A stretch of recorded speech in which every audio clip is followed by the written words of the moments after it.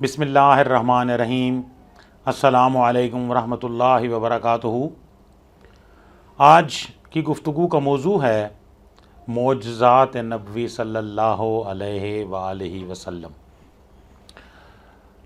معجزات کا لفظ عجز سے نکلا ہے، اصل میں یہ عاجز کر دینا، یعنی یہ معجزہ کا لفظ قرآن میں نہیں ہے، یعنی ایک کوئی ایسا عمل جس سے عقل جو ہے وہ عقل میں نہیں آ پا رہا ہے، یہ ایسا کام، تو اس میں قرآن نے تو اس کے لیے آیت کی بات کی ہے، آیات بینات، واضح نشانیاں، تو اور بھی اس طرح کے الفاظ استعمال ہیں۔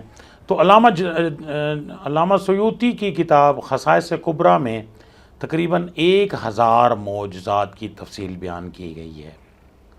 اسی طرح نبی کریم صلی اللہ علیہ وآلہ وسلم کے جو بڑے بڑے معجزات ہیں ان میں ایک معجزہ قرآن مجید بھی ہے۔ قرآن نے تو کھلا چیلنج کیا ہے، ان کنتم فی ریب مما نزلنا علی عبدنا فأتوا بسورۃ من مثلہ۔ تو پہلے کہا قرآن بنا کے لے آؤ، پھر کہا سورت بنا کے لے آؤ، پھر کہا ایک آیت ہی بنا کے لے آؤ۔ تو یہ چیلنج ہے، 1450 سال ہو گئے آج تک کوئی چیلنج آج کل اس کو نہیں ایکسیپٹ کر سکا اس چیلنج کو۔ تو یہ ایک معجزہ ہے۔ دراصل اللہ تبارک و تعالیٰ نے انسان کو جب اس دنیا میں بھیجا ہے تو اس کی رہنمائی کا یہ ذریعہ بنایا ہے، وحی الہی۔ تو قرآن میں چونکہ یہ اللہ کا کلام ہے تو اس لیے یہ ایک اعجاز ہے قرآن کا کہ ہر کوئی بھی کتاب آپ دیکھتے ہیں لائبریری میں رکھتے ہیں، آپ نے دیکھی ہوگی 100 سال پرانی کتاب لائبریری میں نہیں ہوگی، 200 سال پرانی کتاب نہیں ہوگی۔ کیوں؟ اگر ہوگی تو اس کو کوئی دیکھنے والا نہیں ہوگا، کیونکہ اس کو کوئی سمجھ ہی نہیں سکتا۔ 100 سال بعد زبان تبدیل ہو جاتی ہے، لینگویج چینج ہو جاتی ہے، سمجھ ہی نہیں آتی ہے کہ ہے کیا، وہ کتاب اپنا اثر کھو دیتی ہے۔ لیکن قرآن مجید فرقان حمید کو جب بھی آپ اس کو کھولیں گے، بڑی مشہور ہے حدیث کہ قیامت تک اس کی عجائبات ختم نہیں ہوں گی، حضرت علی المرتضیٰ رضی اللہ عنہ کا قول ہے۔ اسی طرح واقعہ معراج کہ اللہ نے بھی اس کا تذکرہ کیا، اعوذ باللہ من الشیطان الرجیم، بسم اللہ الرحمن الرحیم، سبحان الذی اسریٰ بعبدہ لیلا من المسجد الحرام الی المسجد الاقصی۔ تو یہ بھی آپ کا معجزہ ہے کہ کس طرح مکہ سے، اس کی بھی تفصیلات ہیں کہ کس طرح آپ مکہ سے پہلے مدینہ گئے، مدینہ سے پھر طور سینا، اور طور سینا سے پھر بیت اللحم، اور پھر بیت المقدس، اور ایک ہی رات میں آپ نے یہ جو سارے سفر کیے، اور 7 آسمانوں کی سیر ہے، اور پھر اللہ سے ملاقات ہے۔ تو یہ معجزہ ہے۔ تو معجزات پر کتابیں لکھنے والوں نے پہلے یہی لکھا ہے کہ یہ محبت میں، عشق میں لکھی جا رہی ہیں کتاب۔ اس کی کوئی ہم سے اگر کوئی دلیل پوچھتے ہیں تو یہ تو اب اللہ، جب آپ نبی کریم صلی اللہ علیہ وآلہ وسلم معراج النبی صلی اللہ علیہ وآلہ وسلم ہوئی اور آپ واپس تشریف لائے تو آپ نے سب سے پہلے حضرت ام ہانی رضی اللہ تعالیٰ عنہ سے اس واقعے کا تذکرہ فرمایا۔ تو حضرت ام ہانی نے پوچھا کیا آپ لوگوں کو یہ واقعہ بتائیں گے؟ کہا بالکل بتاؤں گا۔ کہ لوگ اس کا اللہ نے مجھے، اللہ تو ان اللہ علی کل شیء قدیر، اللہ تو ہر چیز پر قادر ہے، تو میرے اللہ نے مجھے یہ سیر کرائی ہے۔ تو اس وقت تو ظاہر ہے نہیں آ رہا تھا کہ یہ کیسے ممکن ہے، آج تو سائنس اس کو ثابت کر رہی ہے کہ یہ ممکن ہے۔ اسی طرح چاند کے 2 ٹکڑے کرنے کا واقعہ بھی سب نے دیکھا کہ آپ نے ایسے اشارہ کیا، چاند 2 ٹکڑے ہو گیا۔ اسی طرح آپ مستجاب الدعا بچپن سے ہی حضرت عبد المطلب اور پھر حضرت ابو طالب، حضرت عبد المطلب بھی دعا کرانے کے لیے آپ نبی کریم صلی اللہ علیہ وآلہ وسلم کو، بچے تھے کتنے سال کے، 8 سال کے بچے تھے، 6 سال کا بچہ ہے دعا کر رہا ہے۔ حضرت ابو طالب بھی جب وہ لوگ آتے تھے کہ جناب دعا کریں بارش ہو، تو آپ نبی کریم صلی اللہ علیہ وآلہ وسلم سے دعا کرایا جاتی تھی. آپ مستجاب الدعا تھے. آپ جو دعا مانگتے تھے وہ پوری ہوتی تھی. اور مزے کی بات یہ ہے کہ قریش مکہ اس بات کے قائل تھے. خسرو پرویز نے نبی کریم صلی اللہ علیہ وآلہ وسلم کے نامہ مبارک کو پھاڑا اور صحابی رسول صلی اللہ علیہ وآلہ وسلم کو دربار سے واپس بھیج دیا. آپ نبی کریم صلی اللہ علیہ وآلہ وسلم کو جب یہ پتہ چلا تو آپ نے کیا فرمایا؟ آپ نے فرمایا اے اللہ اس کو بھی اسی طرح ٹکڑے ٹکڑے کر دے. آپ کی زبان مبارک سے یہ الفاظ نکلے. اور پھر ہوا کیا کہ خسرو پرویز کے بیٹے نے اسے قتل کر دیا. بیٹے کو بھی لوگوں نے قتل کر دیا. بیٹی تخت پر بیٹھی. 10 سال کے عرصہ میں کسرا کے سلطنت اسلام کا حصہ بن گئی. 10 سال لگے. تو آپ جو فرما دیتے تھے قریش مکہ کو پتہ ہے کہ جو انہوں نے کہہ دیا وہ ہو کے رہے گا. حضرت عبد الرحمن بن عوف رضی اللہ تعالیٰ عنہ کتنے بڑے تاجر ہیں مکہ کے. اتنے بڑے تاجر, اتنی مہنگی خوشبو استعمال کرتے ہیں. جہاں سے گزرے شام تک پتہ چلتا ہے یہاں سے عبد الرحمن بن عوف گزرے ہیں. کپڑے جو ایک دفعہ پہن لیں پھر دوبارہ پہننے نہیں ہیں. ایک اونٹ سامان سے لدا ہوا مکہ میں تو دوسرا کسی اور شہر میں. اتنی بڑی تجارت. جب مدینہ تشریف لائے سب کچھ انہوں نے چھین لیا. ایک پھٹا پرانا ٹاٹ. اللہ کے نبی خود پہ ارشاد فرما رہے ہیں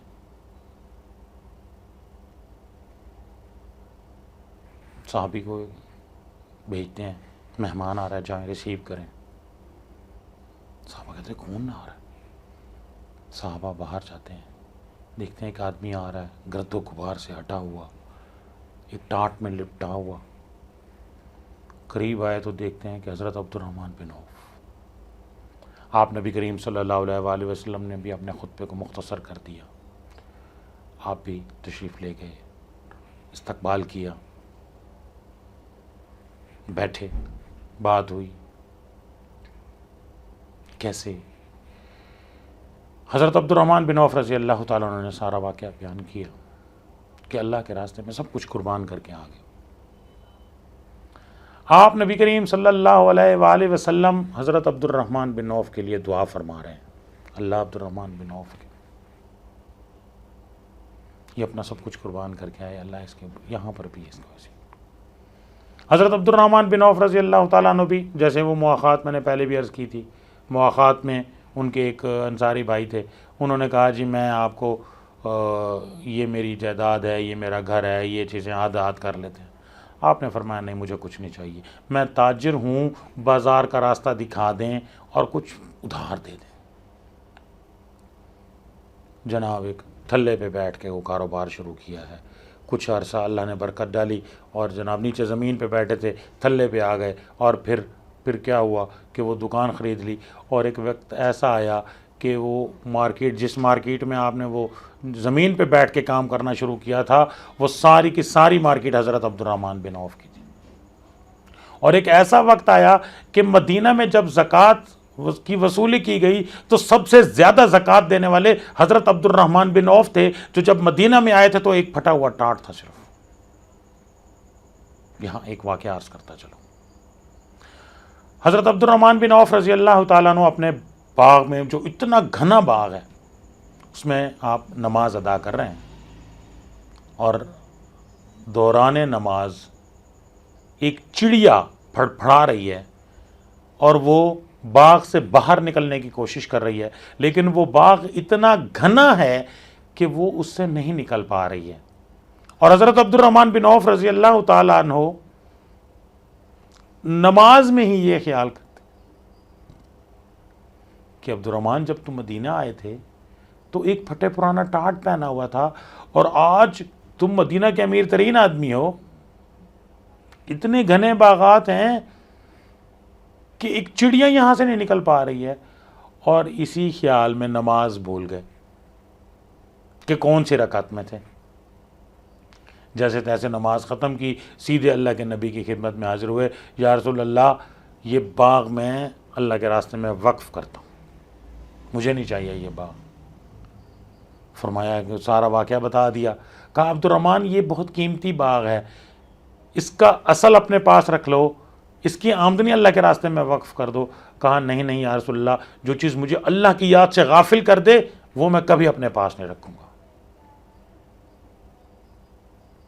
تو یہ عبد الرحمن جن کے لیے اللہ کے نبی نے جن کے لیے دعا کی۔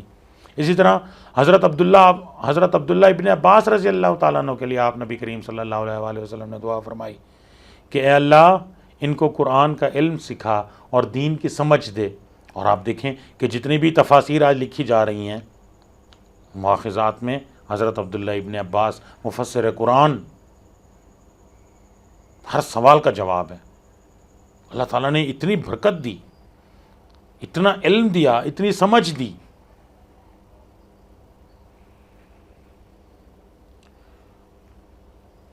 مدینہ میں بارش کے لیے صحابہ آئے، یا رسول اللہ دعا فرمائیں بارش ہو۔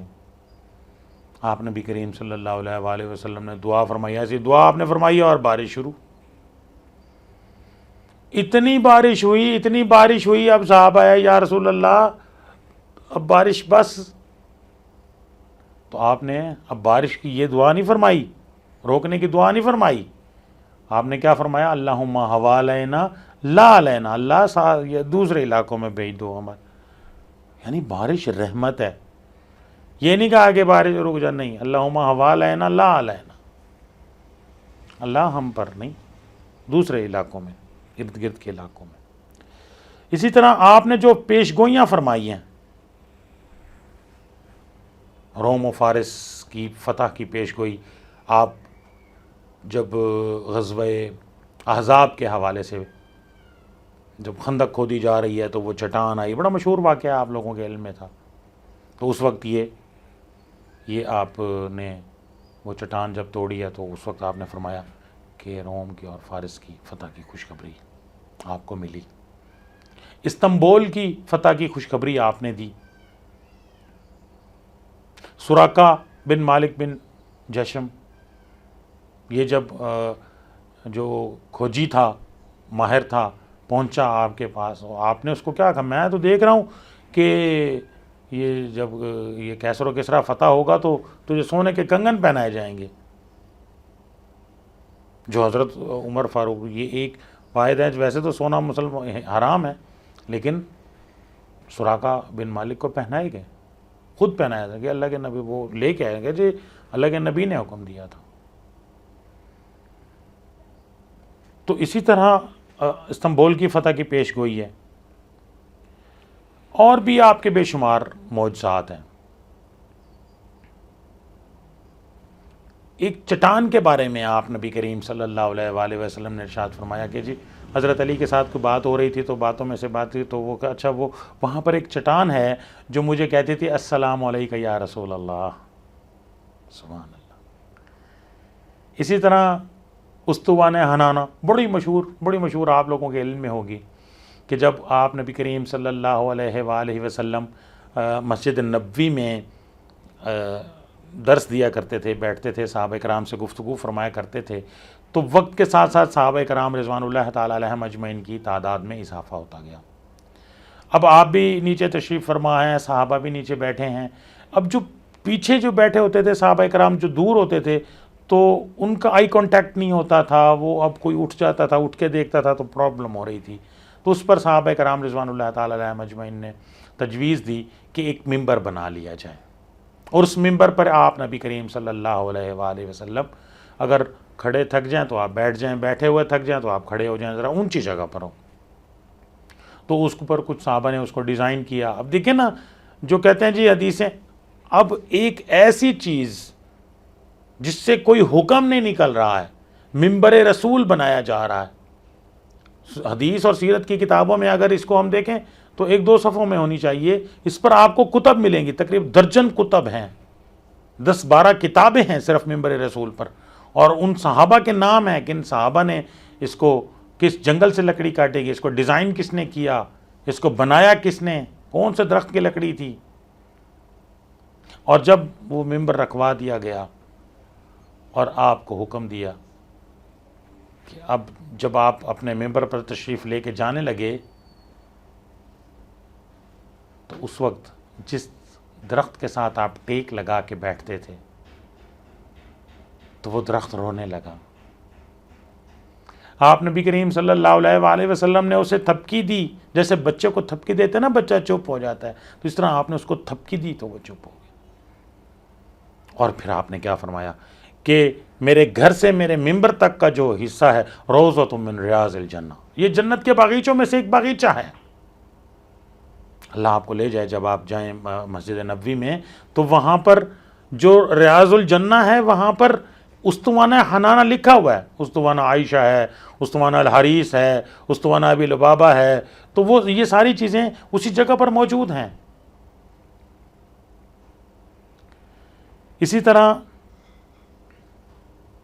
ایک موقع پہ ایسا ہوا کہ جبل احد ہلنے لگا.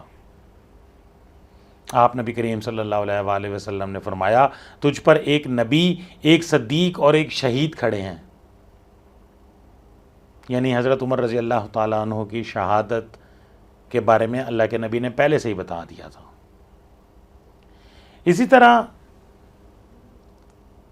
درخت کے سجدہ کرنے کا ایک بڑا مشہور واقعہ ہے جو آپ کو سیرت کی کتابوں میں ملے گا. ایک آدمی، مختلف قسم کے واقعات ہیں، اس میں ایک واقعہ آپ کی خدمت میں پیش کرتا ہوں کہ آپ نبی کریم صلی اللہ علیہ وآلہ وسلم نے ایک آدمی کو اسلام کی دعوت دی تو اس آدمی نے کہا اچھا، تو آپ نے فرمایا یہ سب اللہ کی عبادت کرتے ہیں. فرمایا یہ جو درخت ہے کیا یہ بھی اللہ کو سجدہ کرتے ہیں؟ فرمایا سجدہ کرتے ہیں.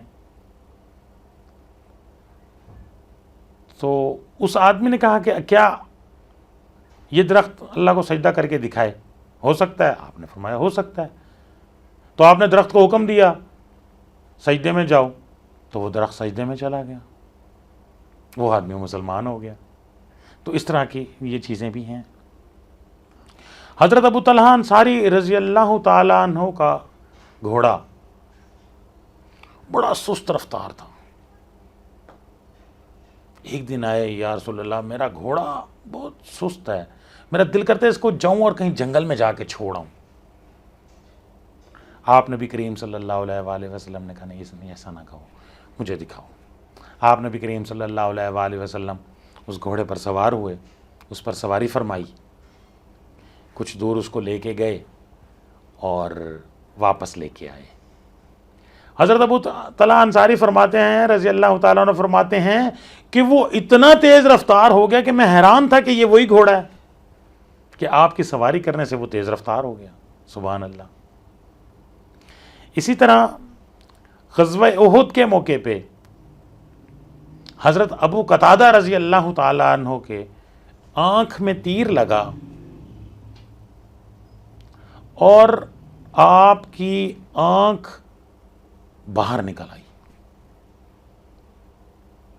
آپ نبی کریم صلی اللہ علیہ وآلہ وسلم نے جب یہ دیکھا تو آپ نے اپنے دست مبارک سے اس آنکھ کو اس کی جگہ پر فٹ کر دیا، واپس جیسے باہر نکلی تھی اس کو اندر دوبارہ فٹ کر دیا. حضرت ابو قتادہ انصاری رضی اللہ تعالیٰ عنہ فرماتے ہیں کہ مرتے دم تک مجھے اس آنکھ میں درد نہیں ہوا. دوسری آنکھ میں پھر بھی کبھی کوئی پین ہوا، کوئی پرابلم ہوئی ہے، لیکن جس آنکھ کو اللہ کے نبی نے اپنے ہاتھ سے فٹ کیا تھا اس آنکھ میں کبھی درد نہیں، اس آنکھ میں کبھی کوئی مسئلہ پیش نہیں آیا. سبحان اللہ. اسی طرح حضرت ابو ہریرہ رضی اللہ تعالیٰ عنہ کا توشہ دان، یہ بڑا مشہور واقعہ ہے. حضرت عثمان غنی رضی اللہ تعالیٰ کی شہادت کے موقع پر حضرت ابو ہریرہ رضی اللہ تعالیٰ عنہ فرماتے ہیں کہ امت کو تو حضرت عثمان کی شہادت کا ایک نقصان ہے، مجھے دو نقصان ہوئے، میرا توشہ دان گم ہو گیا. حضرت ابو ہریرہ رضی اللہ تعالیٰ عنہ جیسے میں نے ابھی ذکر کیا صحابہ صفا کا، تو آپ کا شمارہ صحابہ صفا میں تھا. کبھی کھانے کے لیے ہے، کبھی نہیں ہے. آپ کبھی کبھی بے ہوش ہو جاتے تھے بھوک کی وجہ سے، کئی دن کھانا نہیں ملتا تھا. آج تو ہمیں تو جناب ایک ٹائم کا کھانا نہیں ملتا تو ہم طوفان برپا کر دیتے ہیں. جہاں صحابہ کرام، آپ مدینہ کی اگر پڑھیں صحابہ کرام کے واقعات، کئی کئی دن کھانے کو نہیں ملتا. اگر ملتا ہے تو جناب 2 کھجوریں کھا لی ہیں اور جناب چل رہے ہیں. پانی ہے نہیں، ہم تو جناب پانی بہا رہے ہیں جتنا مرضی. تو حضرت ابو ہریرہ رضی اللہ تعالیٰ عنہ نے اللہ کے نبی صلی اللہ علیہ وآلہ وسلم سے عرض کی، یا رسول اللہ، بھوک سے کبھی کبھی اتنا نڈھال ہو جاتا ہوں کہ بے ہوش ہو جاتا ہوں. تو آپ نبی کریم صلی اللہ علیہ وآلہ وسلم نے حضرت ابو ہریرہ رضی اللہ تعالیٰ عنہ کو ایک توشہ دان دیا، اس کے اندر کچھ کھجوریں تھیں، اور فرمایا ابو ہریرہ تم جب اس میں ہاتھ ڈالو گے تمہیں اس میں سے کھجور ملے گی. واہ سبحان اللہ.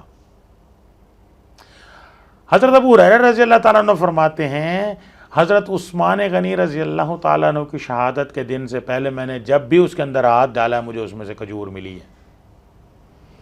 اب حضرت عثمان کی شہادت دیکھیں نا، دور رسالت ہے، دور رسالت کے بعد دور صدیقی ہے، دور صدیقی کے بعد دور فاروقی ہے، دور فاروقی کے بعد دور عثمانی ہے. یہ تقریباً 20-22 سال بنتے ہیں، زیادہ بنتے ہیں. تو اتنے سال تک حضرت ابو ہریرہ رضی اللہ تعالیٰ عنہ اس توشہ دان سے کھجور استعمال کرتے رہے اور کبھی ختم نہیں ہوئی. تو یہی حضرت ابو ہریرہ رضی اللہ تعالیٰ عنہ فرماتے ہیں کہ حضرت عثمان کی شہادت پر امت کو ایک نقصان ہوا، مجھے 2 نقصان ہوئے ہیں کہ میرا وہ توشہ دان اس بھگدڑ میں، اس شور و غل میں، اس میں میرا وہ توشہ دان گم ہو گیا. اسی طرح پانی کی کثرت اور مردہ کنویں سے پانی نکلنے کے تو بے شمار واقعات ہیں، بے شمار واقعات ہیں. حدیبیہ کے مقام پہ ایسا واقعہ ہوا، بدر میں ہوا، اور بے شمار واقعات ہیں جہاں پہ آپ جو پانی نہیں تھا تو آپ نبی کریم صلی اللہ علیہ وآلہ وسلم نے یا تو اس میں پانی پھینکا، جو بھی ہوا تو پانی آ گیا. تو اس طرح کے تو بے شمار واقعات آپ کو سیرت میں بھی ملیں گے اور حدیث میں بھی ملیں گے. اسی طرح اصحاب صفا کے بے شمار واقعات ہیں. اصحاب صفا کے پاس نہیں ہوتا تھا جب کھانے کے لیے، تو بے شمار ایسے واقعات ہیں کہ جہاں پہ چیزیں جو ہیں وہ فراہم ہوئیں، اور تھوڑی ہوئیں تو زیادہ ہو گئیں. اس طرح کے بے شمار واقعات ہمیں ملتے ہیں. غزوہ خندق کے موقع پہ حضرت جابر بن عبداللہ کی دعوت، یہ میرا خیال ہے میں نے پہلے بھی آپ کی خدمت میں پیش کی ہے، چلیں یہاں پر بھی عرض کر دیتا ہوں کہ اہل خندق کے پاس کھانے کے لیے نہیں تھا. جب انہوں نے دیکھا کہ صحابہ نے دکھایا کہ ہم نے پتھر باندھا، اللہ کے نبی نے دکھایا میں نے 2 پتھر باندھے ہیں، تو حضرت جابر بن عبداللہ رضی اللہ تعالیٰ عنہ گئے اور گھر بیگم صاحبہ سے پوچھا کوئی چیز ہے کھانے کی. انہوں نے کہا جی 2.5 کلو جو ہیں اور 1 بکری کا بچہ ہے. فرمایا جلدی کھانا تیار کرو، میں اللہ کے نبی کو لے کے آتا ہوں. کھانا نہیں ہے، اللہ کے نبی نے کھانا نہیں کھایا. تو انہوں نے کہا ٹھیک ہے، اور کھانا تیار ہو گیا. اللہ کے نبی کو انہوں نے دعوت دی، یا رسول اللہ 2.5 کلو جو ہیں، 1 بکری کا بچہ ہے، میں نے بیگم صاحبہ کو کہہ دیا، آپ مہربانی کریں تشریف لے آئیں. نبی کریم صلی اللہ علیہ وآلہ وسلم 1000 صحابہ کے ساتھ جناب ان کے گھر پہنچ گئے.